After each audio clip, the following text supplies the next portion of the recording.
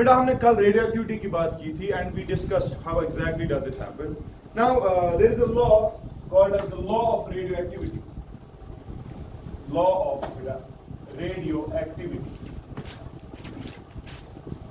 It is sometimes also called as beta Soddy-Rutherford law.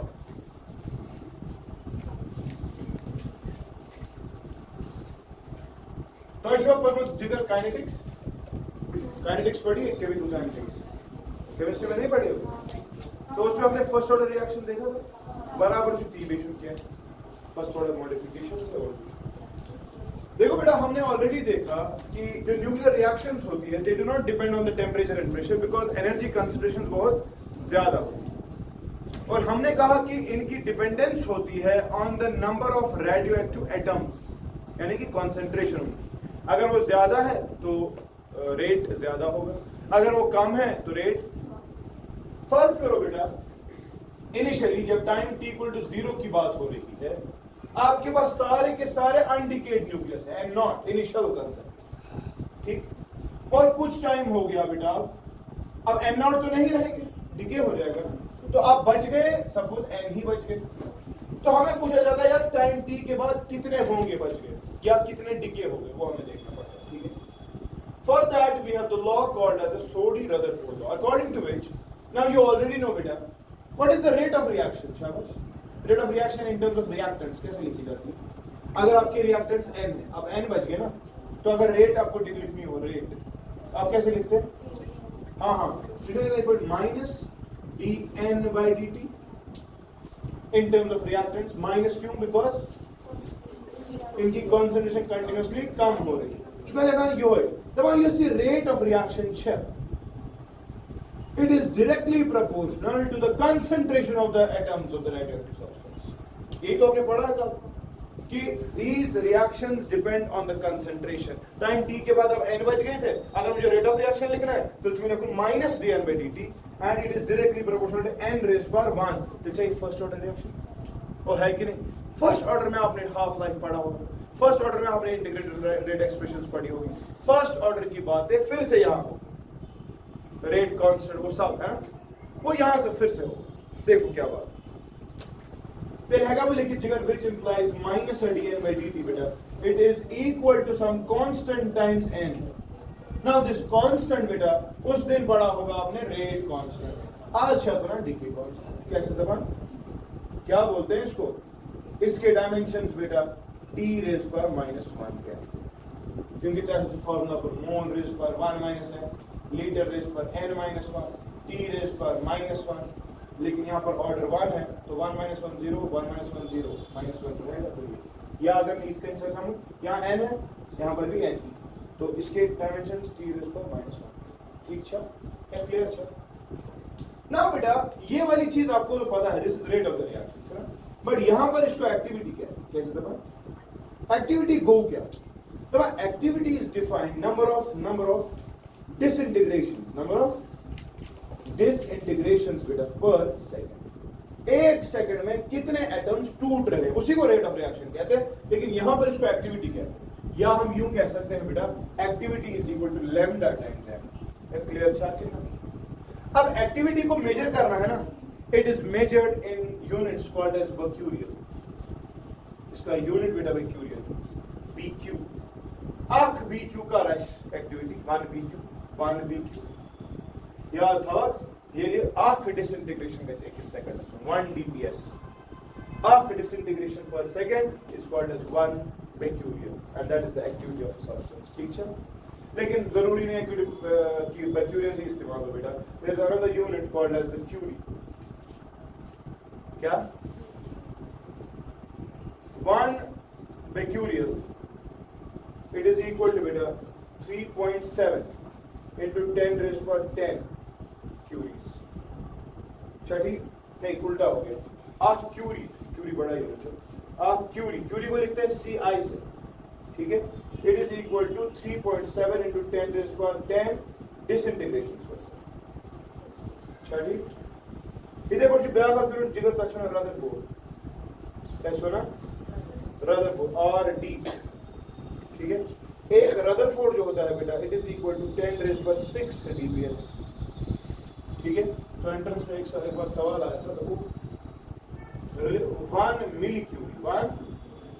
मिलीक्यूरी is equal to dash Rutherford. कहाँ है पूरा 1 millicurie is equal to dash Rutherford.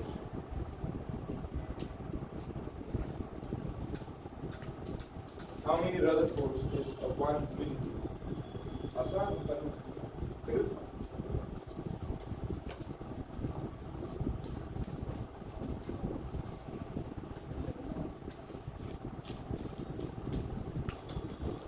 Conversion तो आता होगा।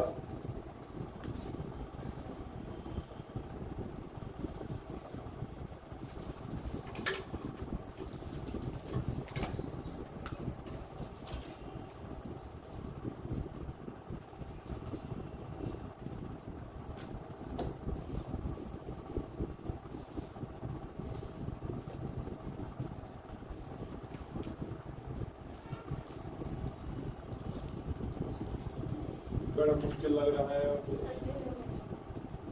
30 exactly 37। ठीक है, यहाँ शुरू करो। ओके बेटा, अब अगर हम बेटा this if we try to proceed and if we try to calculate time t के बाद कितने अनडिकेट न्यूक्लियर रहेंगे, then we have to go for some integration calculus techniques. So I will try to erase this।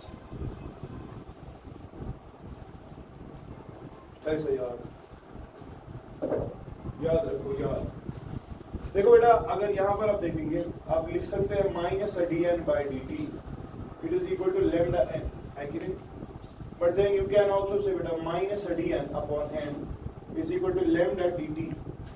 ठीक है, और you can say बेटा ये minus तारों बढ़ने थी आप बोल रहे। ठीक है, integrating both sides, integrating both sides. ठीक है, if you integrate it आएगा integral dn/n, it will be equal to -λ dt की इंटीग्रेशन। टाइम की इंटीग्रेशन बेटा 0 से लेकर किसी टाइम तक, लेकिन जब टाइम 0 था कंसंट्रेशन क्या थी ना n0, और जब टाइम t हो गया वमर वाज n0, अब क्या रहेगा, बात समझ रहे? So what is integration of dn/n? ln n, limits क्या दी मोस, n0 बेटा is equal to minus lambda तो कांस्टेंट है, इंटीग्रेशन dt क्यों आएगी, t और t ही आएगी शॉर्ट या ओके। सो ये चीज जो है बेटा it can be written as ln of n by n0। so it's much problem, ln n minus ln n0, ln a minus ln b, ln a by b direct, that is equal to shabash minus lambda।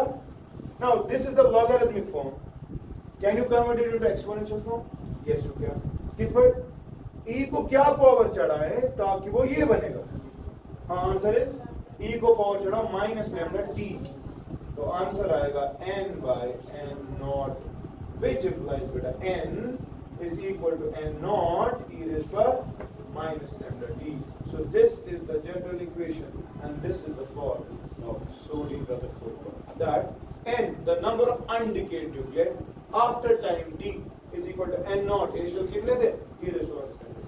Clear? अच्छा, इम गई क्यों इम बचे गई कोई रहते decay कितने होंगे, ये तो लेफ्ट है ना अनडिकेड, तो गए कितने n0 माइनस n है ना। अरे n0 इनिशियल था, n बचा है तो गया कितना, n0 माइनस n, उसके बाद बराबर थे हाँ n0 minus n0 e raise पर -λ t, तो n0 यहाँ पर कॉमन है बेटा 1 माइनस e रेज़ पर लैम्डा। क्या क्लियर? अच्छा, this is the number of decayed, क्या शो एंट्रेंस में आप सवाल दो, what is the probability of survival of the nucleus after time t? What is the probability of क्या, survival of the nucleus after time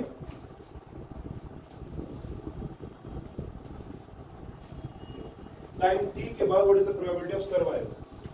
तो probability of survival, probability किस पर करा, कार्ड सूत्र की मान। What is the probability of getting a red card? Number of red cards divided by total number of cards.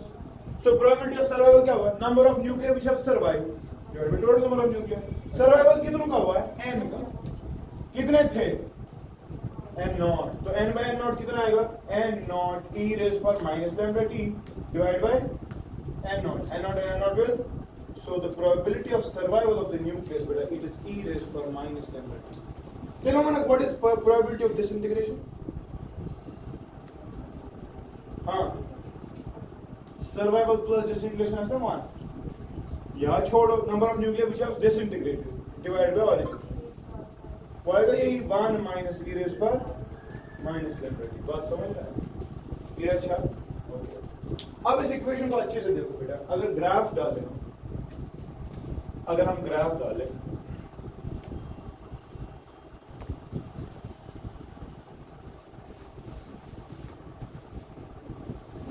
अगर graph ड्राओ between n and t है ना, तो ग्राफ क्या कर रहा है, जरा बताओ टाइम के साथ क्या हो रहा है, टाइम बढ़ा e raise power lambda t बढ़ेगा, है ना, डिनोमिनेटर में, तो इफेक्टिव न्यूमरेटर कम हो जाएगा. So yes, it is an exponentially decreasing graph. बात समझ रहे हो? अब एक टाइम पढ़ा होगा बेटा आपने, उसको बोलते हैं हाफ लाइफ और मुचुआ. उसमें क्या होता है कि कंसंट्रेशन निस्फ हो जाती है, यानी कि if T is equal to T half, तो कंसंट्रेशन जो बच जाती है that is n naught divide by 2. ये पढ़ा है ना. तो अगर इस लॉ को इस्तेमाल किया जाए बेटा, तो हम ये लिख सकते हैं n naught by 2 is equal to n naught e raise power minus lambda के बदले आप t हाफ करना पड़ेगा. बात समझ रहे? तो यार n not and n not cancel हो जाएगा. जब ये कैंसिल हो जाएंगे तो विच इंप्लाइज बेटा 1 by 2 is equal to 1 by e raise power lambda t half. सुना ठीक?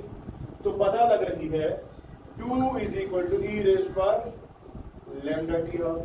तो ये तो exponential form. How do you convert it into logarithmic form? हाँ, ln 2 तो बेसिक खुद ही आएगा. It is equal to lambda t to half, which implies that t half, the half lifetime, वो टाइम जिसके बाद सिस्टम आधा हो जाता है, that is equal to ln 2 divided by lambda. वहाँ पर आपने पढ़ा ln 2 divided by k, सुना? वो सेम. So ln 2 का वैल्यू है 0.693 divided by lambda. So this is t half, and you are seeing that बेटा t half is independent of the concentration. यानी कि अगर कंसंट्रेशन कुछ भी हो, टाइम हाफ होने के लिए सेम ही रहता है, कंसंट्रेशन कांस्टेंट. बात समझ में? कंसंट्रेशन वाला graph it will be straight. इसका मतलब समझो, स्टेटमेंट ये फर्क क्या. समझ तुझे हाथ ग्राफ ताची कोसम 5 तास like 2 minute to the time तेला मला 5 अगर 25 कोसम तास टाइम लाइक ताच लाइक 2 मिनिट इन्हें नेसल करेगी, क्योंकि कंसंट्रेशन पे डिपेंडेंट. अब 25 को होना है 12:30, तब भी 20 मिनट ही लगेंगे. ये अच्छा इस कंसेप्ट. तो एक टाइम आता है बेटा टी हाफ, जिस टाइम के बाद आपकी कंसंट्रेशन क्या हो जाती है 0.5 n नॉट. इनिशियल है ना n नॉट. ठीक है, तो ये आपको याद रखना. Clear sir? इसके बाद टी हाफ निकालने के बाद बेटा आपको आता है ये कंसेप्ट भी कि what is the amount of substance left after n half life. Say for example,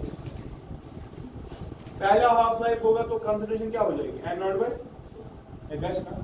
दूसरी हाफ लाइफ हो जाएगी तो हो जाएगा इसका आधा. इसका आधा मतलब n नॉट बाय 4. अब इसका आधा हो जाएगा तो n नॉट बाय 4 to 8. तो क्या हो रहा है, फर्स्ट के बाद 2 रेज पर 1, सेकेंड हाफ लाइफ के बाद 2 स्क्वायर, थर्ड हाफ लाइफ के बाद 2 क्यूब. तो मुझे बताओ यार nth हाफ लाइफ के बाद कितना बचेगा, n naught divided by 2 raised per n. So the amount of substance left after n half lives, it is n naught divided by 2 raised per n. ठीक है, n half lives में इतना बचता है.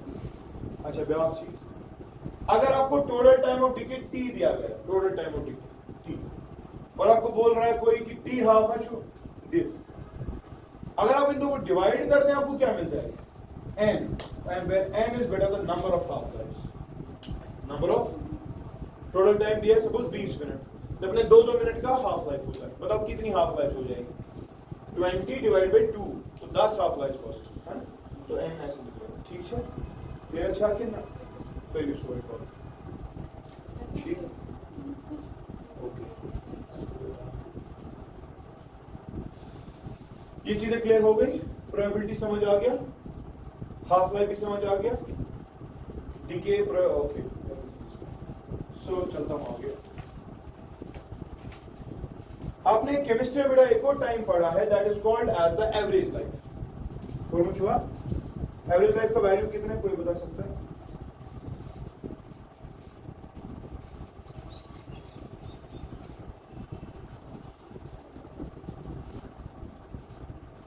ये ग्राफ था आई थिंक मुझे average.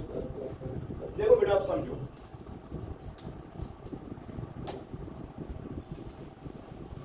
half life is done, laws are done, so we are left with one topic, that is the average life. Of course,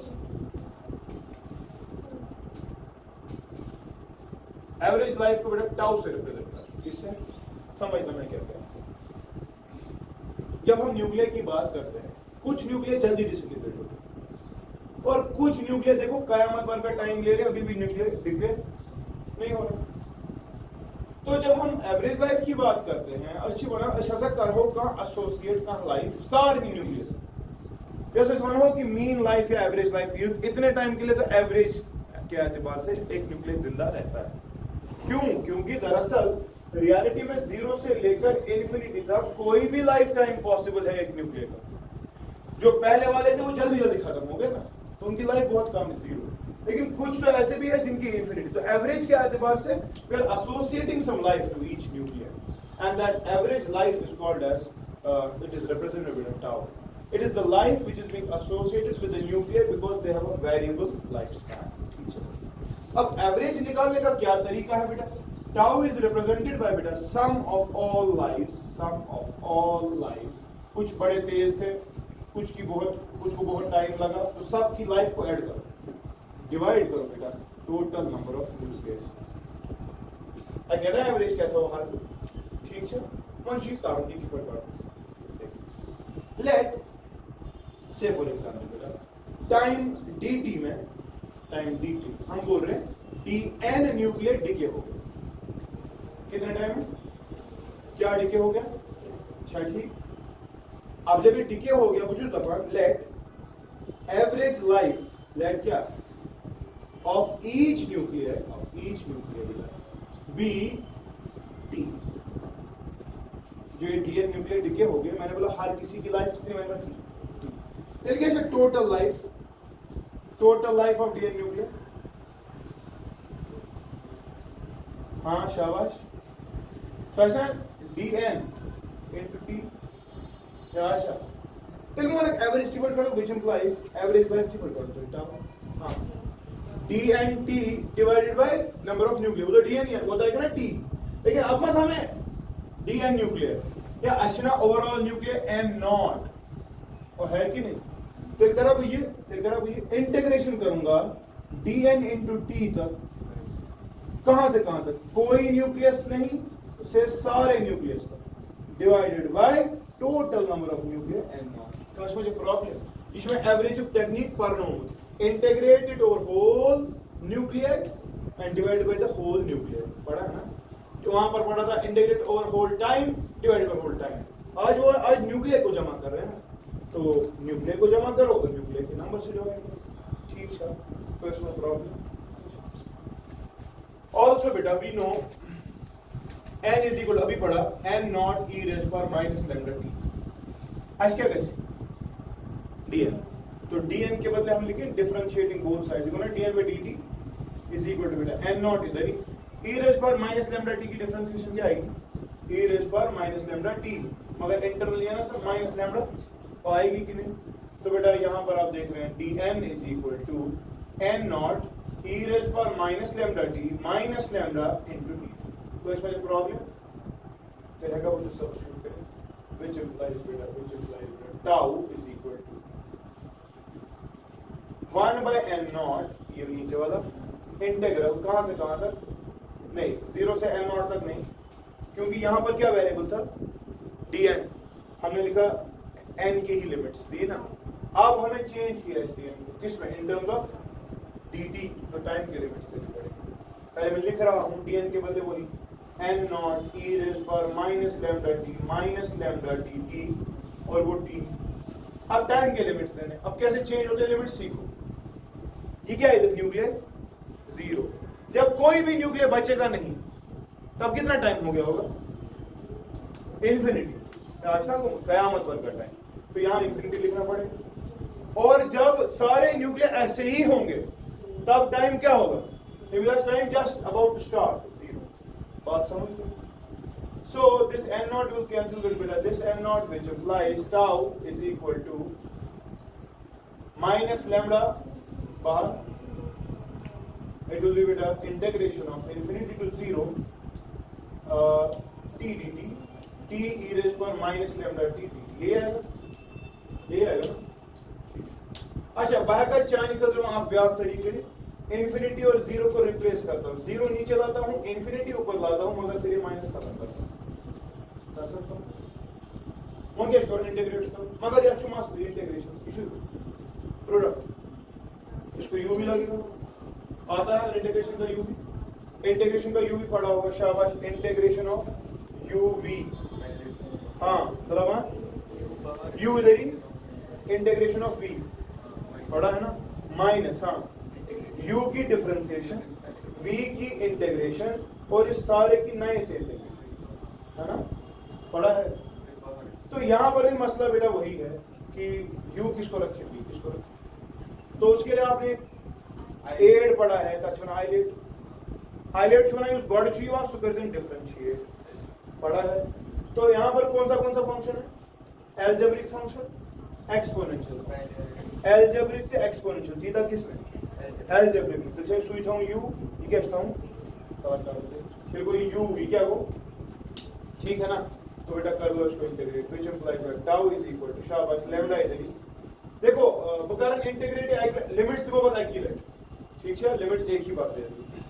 तो यहां पर बेटा आप इंटीग्रेट करने की कोशिश करें। हां क्या चले आपको यूज थाउ नहीं थी सुना थाउ यू थाउ चाहिए वीएस से करें इंटीग्रेशन, बताओ ये तक वीएस एक्यूरेट इंटीग्रेशन करें। What is integration of V D T? हां जरा बताओ। दैट इज इक्वल टू बेटा integration of e raised power minus lambda t dt। तो कहते हैं बराबर e raised power minus lambda t की इंटीग्रेशन क्या है? e raised power minus lambda t divide by internal difference आएगी ना माइनस लैम्डा, आएगी कि नहीं? तो ये याद रखना, इंटीग्रेशन v dt की जगह यही लिखना है। अब कितनी बार लिखेंगे अदरवाइज? तो u तो मैंने लिखा इंटीग्रेशन v, उसके बदले डायरेक्टली वो लिखूं क्या? e raised power, मगर u ना u t sorry u t integration v के बदले में वो लिख रहा हूं e raised power minus lambda t by minus lambda। वो इज क्लियर? अच्छा माइनस, अच्छा ये बोर्ड इंटीग्रल लिखिए u dash, what is differentiation of t with respect to t? 1 लिखने की जरूरत। फिर से इंटीग्रेशन v dx, वो आएगी फिर से वही e raised power minus lambda t divided by minus lambda t dt पे, जैसे कि ये इंटीग्रल को अप्लाई वो, ठीक है। लिमिट दिमा एंड सोचो पाथ, ठीक है।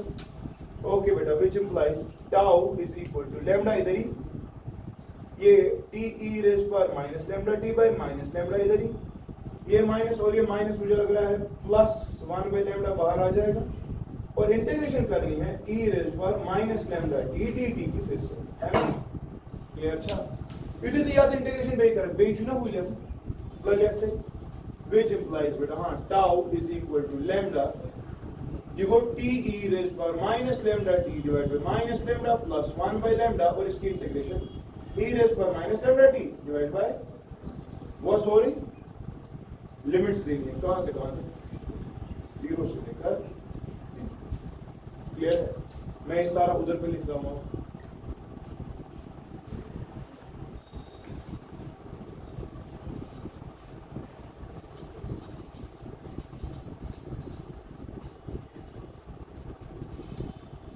जिक्र में आज क्या बेस में तो जो हम which implies tau is equal to, आप सबको लग रहा है e raised power minus lambda t by minus lambda common है, लैम्डा छोड़ दी अंदर e raised power minus lambda t by minus lambda common, अच्छा कॉमन है ना। तो जब ये कॉमन निकालेंगे बेटा आज क्या रोज अदरवाइज सिर्फ अंदर अदरवाइज टी रोज ना, और फिर यहां पर माइनस नहीं, माइनस कैसे प्लस 1 बाई लैम्डा, और यही रहेगा। तो इसमें प्रॉब्लम, सब कुछ सही हो रहा है। ओके बेटा, e raised to minus lambda t by minus lambda common लिया, t रहा और रहा plus 1 by lambda. Fine, this is fine, ठीक है।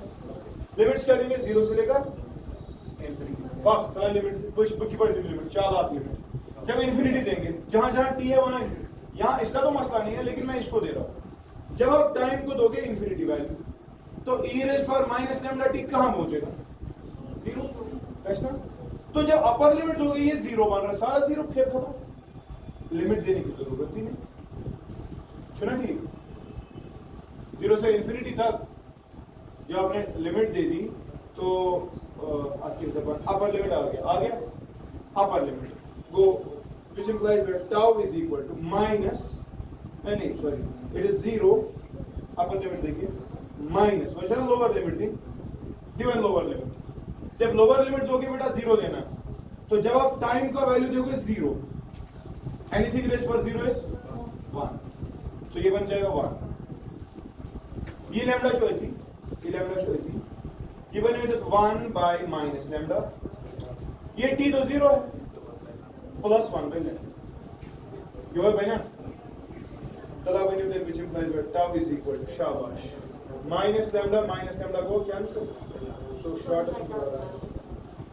सो this is what the average life, clear है।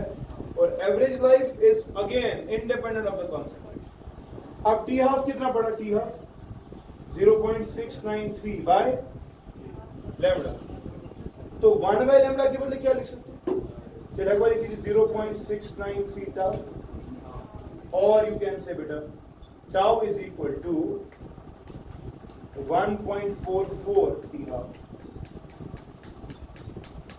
ठीक है। और क्लियर है कि, so this is the relation. अब मुझे बता टाउ है कितना, 1 बाय, ठीक है। अगर ये इक्वेशन इस्तेमाल करें,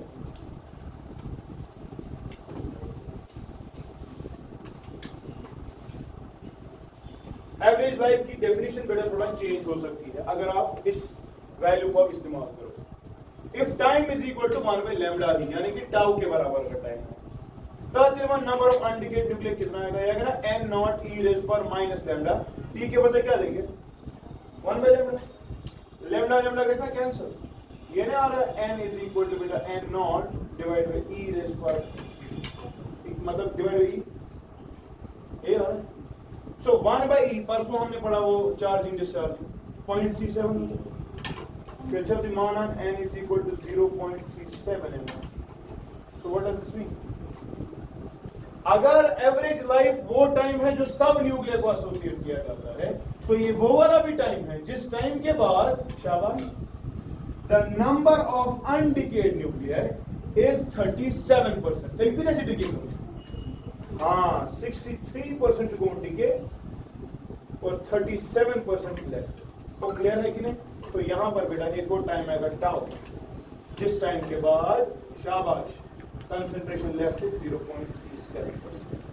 क्लियर था, ये गया average life, again independent of concentration. और यहां पर देखो n नॉट, पहली एवरेज लाइफ होगी तो कितना आएगा n नॉट बाई e, दूसरी एवरेज लाइफ होगी तो क्या आएगा n नॉट बाई e का स्क्वायर, फिर से ही से डिवाइड करेंगे ना, तीसरी एवरेज लाइफ होगी तो क्या आएगा n naught by e raise power, और n लाइफ्स के बाद, n एवरेज लाइफ के बाद कितना बचेगा n naught by e raised by n. This is the amount of substance left after n average lives.